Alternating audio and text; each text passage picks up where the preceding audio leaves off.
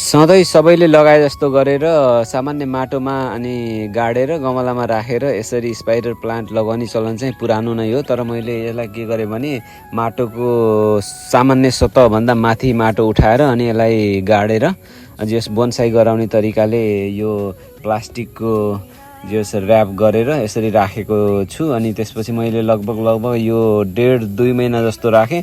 त्यो गरिसकेपछि कस्तो हुँदो रहेछ भने जरा अलि तलसम्म गएर जराले टेक्दो रहेछ। अनि त्यसको 2 महिनापछि मैले जस प्लास्टिकलाई खोलेँ।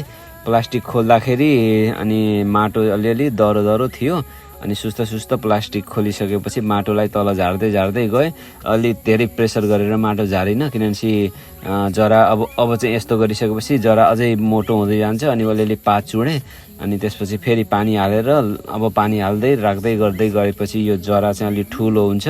अनि बोनसाईले के गर्छ भने यसको प्लान्टको भ्यालु र एट्र्याक्सन दुइटैलाई जस बढावा दिन्छ।